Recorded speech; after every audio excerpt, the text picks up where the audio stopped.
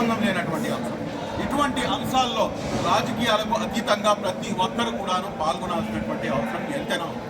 అంతేగాని ఫలానా వాళ్ళు వచ్చారు కాబట్టి మేము రాము, లేకపోతే వీళ్ళు ఉన్నారు కాబట్టి మేము రాము అన్న ధోరణి ఏదైతే ఉందో అది ఏమాత్రం కూడాను కరెక్ట్ కాదు. అదేవిధంగా మీరు కూడాను ఈ ఫలానా పార్టీకి మీరు సపోర్ట్గా ఉన్నారు కాబట్టి మీరు ఒక నిమిషం ఆగితే బాగుంటుంది అని చెప్పేసి చెప్పడం కూడాను అత్యంత దారుణం, ఖండనీయం.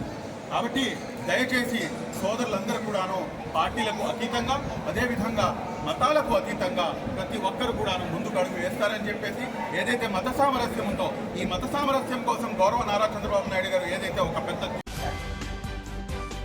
మీకు ఫోన్ చేసి చెప్పడానికి గల కారణం, మీరు లాస్ట్ ఇయర్ ఇక్కడికి సేమ్ ప్రోగ్రామ్కి వచ్చారు, ఒక తెలుగుదేశం పార్టీ నాయకుడిగా వచ్చారని చెప్పి ఇక్కడ జనం చెప్పుకుంటున్నారు.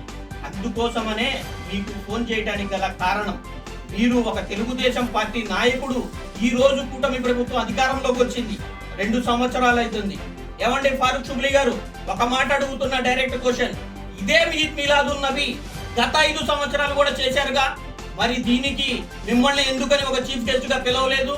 మీరు ఒక మతానికి మీరు వ్యవహరిస్తున్నారు కదా, ఒక మతానికి ముస్లిం మైనారిటీలకి ఒక పెద్దగా వ్యవహరిస్తున్నారు కదా. గత 5 సంవత్సరాలు కూడా ఇదే నాయకులు, సోకాల్డ్ నాయకులు మిమ్మల్ని పిలిచి ఉంటే మీరు అదే విధంగా నేను వస్తున్నాను అని చెబితే ఇంకా బాగుండేది అని చెప్పి మేము ఈ రోజు ఈ ఖండన ఇవ్వడానికి గల కారణం, మీరు ఎత్తింది పార్టీల పరంగా.